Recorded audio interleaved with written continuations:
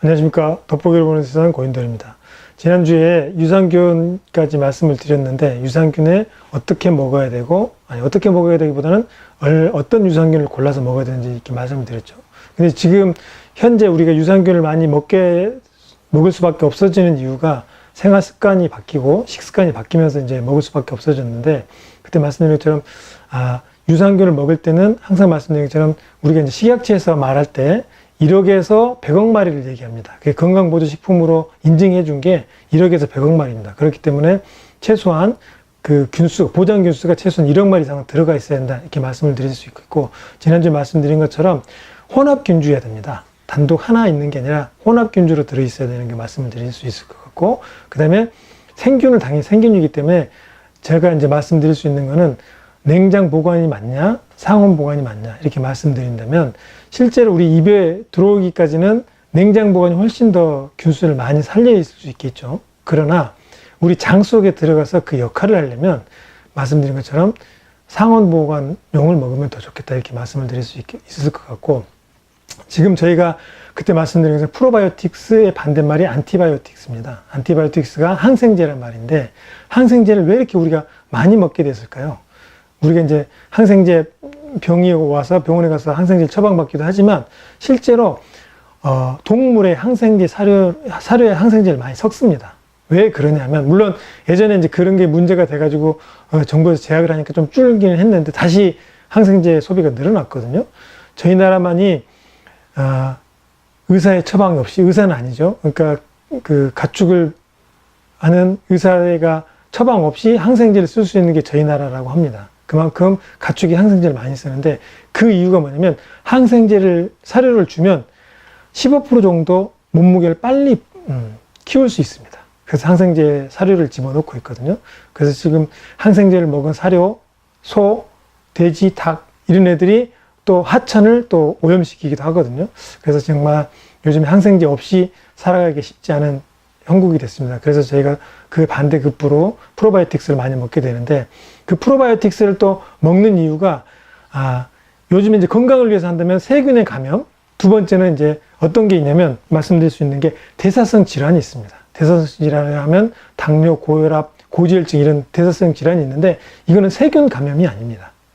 그래서 대사성 질환을 치료하기 위해서 우리 이제 먹는 거 이렇게 아까 말씀드린 것처럼 좀 식생활도 고쳐야 되고 여러 가지 해야 될 게 많은데, 그 가장 기본이 되는 게 유산균이라고 말씀드릴 수 있겠습니다. 그래서 그거를 잠깐 이 화면을 보시면, 예전에 이제 면역 그러면 TH1, TH2 이렇게 했습니다. TH1, TH2의 밸런스가 맞아야 된다. 그래서 밸런스가 맞지 않으면 TH1이 좀 많다, 과하다 그러면 자가면역 질환이 생기고, TH2가 많다 그러면 알레르기성 질환이 생긴다고 이렇게 가설을 세봤더니 맞아갔습니다. 그런데 이상하게 또 이거 왜 이렇게 안 맞지 한 게 뭐냐면, 자가면역 질환에 TH2를 TH1이 많았기 때문에 TH2를 넣는데도 많이 더 해줬는데도 불구하고 고쳐지지가 않는 거죠. 그래서 그 다음 가설이 뭐냐면, 지금 현재 학계에 나와 있는 게 뭐냐면, TH1, TH2 밸런스 말고 그 옆에 조절 T세포가 있다, 이렇게 해서 지금 현재는 학설이 되어 있습니다. TH1은 1차, TH2는 2차에서 내가 후천적으로 생긴 게 TH2고 선천적인 게 TH1인데, 그 밸런스 말고 조절 T세포라는 게 있습니다. 그 이제 화면에 보시면 시소가 좀 달라졌죠? 그래서 조절 T세포에 의해서 우리 면역이 이제 결정이 된다. 그래서 면역이 너무 과해도 안 되고 너무 낮아도 안 되는데, 그걸 조절하는 게 조절 T세포입니다. 그 조절 T세포는 누가?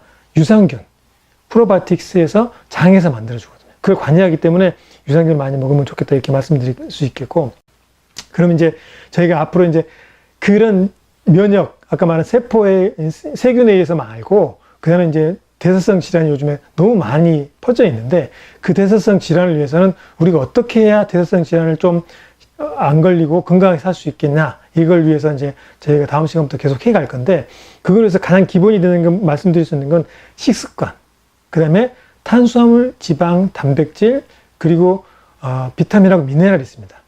탄수화물은 어떤 걸 먹어야 되냐면 천천히 흡수되게, 탄수화물을 먹을 때는 천천히 흡수되는 걸 먹어야 되고, 지방은 균형입니다. 균형.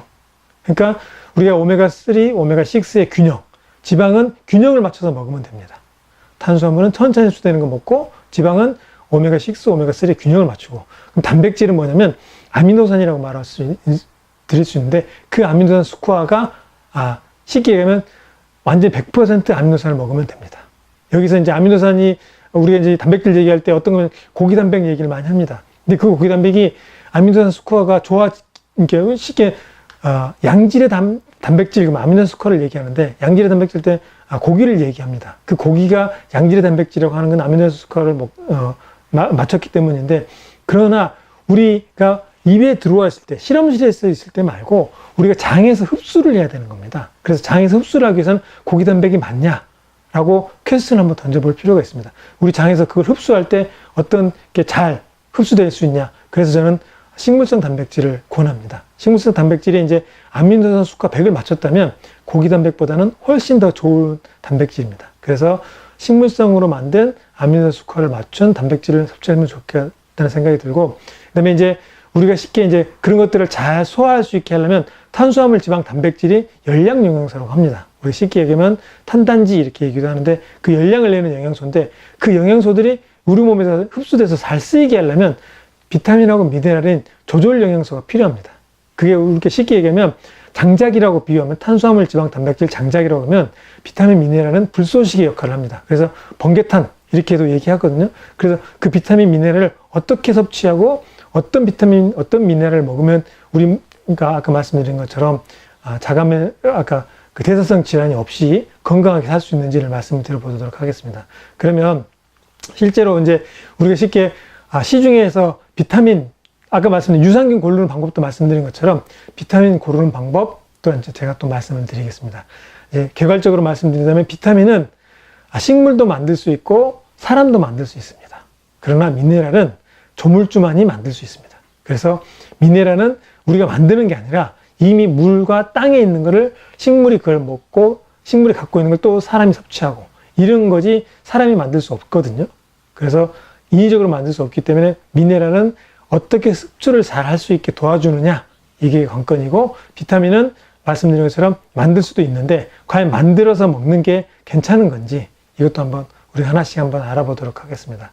그러면 다음 시간은 우리 이제 탄수화물, 지방, 단백질이 좀 더 구체적으로 우리 몸에서 어떤 역할을 하는지 좀 더 알아보고, 그 다음에 비타민, 미네랄을 하나씩 한번 알아보도록 하겠습니다. 쉽게 우리가 너무 탄수화물을 많이 먹어서 걱정인데, 그러면 그 많이 먹는 거를 어떻게 하면 건강하게 많이 괜찮게 먹을 수 있느냐, 이거부터 해가지고 다음 시간부터 탄수화물부터 해가지고 하나씩 알아보도록 하겠습니다. 그럼 한 주 동안 또 건강하게 지내시고 다음 시간에 뵙겠습니다. 이상 돋보기 보는 세상 고인돌이었습니다.